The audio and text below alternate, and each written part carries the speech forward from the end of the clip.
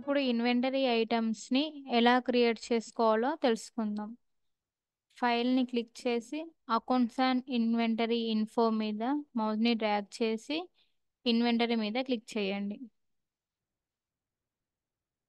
ఈ విధంగా మనకు ఇన్వెంటరీ విండో అనేది కనిపిస్తుంది. ఇక్కడ ఐటమ్ నేమ్ టైప్ చేయండి.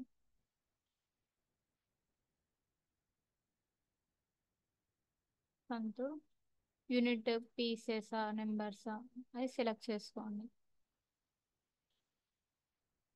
కేటగిరీ సంతూర్ అనేది ఏ కేటగిరీకి వస్తుంది, ఒక ఐటమ్ అనేది ఏ కేటగిరీకి వస్తుందో కేటగిరీని క్రియేట్ చేసుకోవాలి. ఇక్కడ కేటగిరీని క్లిక్ చేసి కేటగిరీ నేమ్ రాయండి. సేవ్ మీద క్లిక్ చేయండి. ఇప్పుడు ఐటమ్ క్రియేషన్ మీద క్లిక్ చేసి కేటగిరీని సెలెక్ట్ చేసుకోండి. కంపెనీ నేమ్ ఉంటే కంపెనీ నేమ్ ఎంటర్ చేయండి.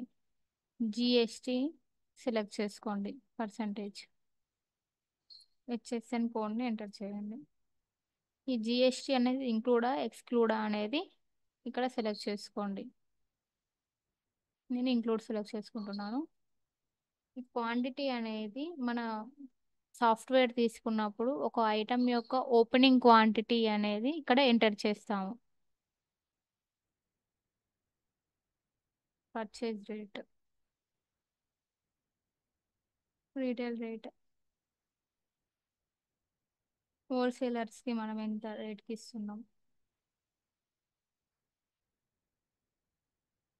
సేల్స్ మ్యాన్కి ఎంత, అలా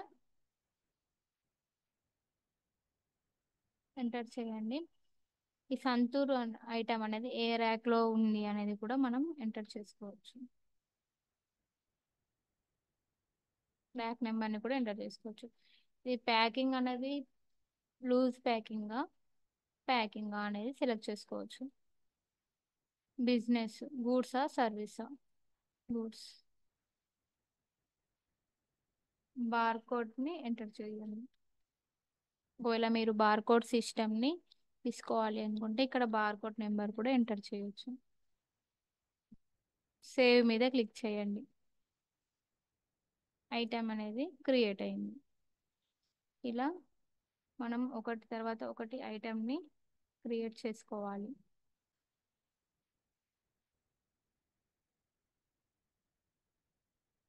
category soap, GST,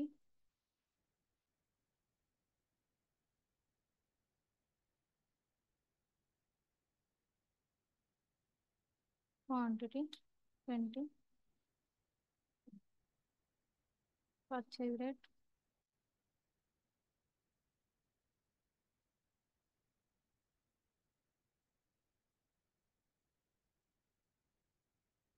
rack number ఉంటే ర్యాక్ నెంబర్ని ఎంటర్ చేయండి.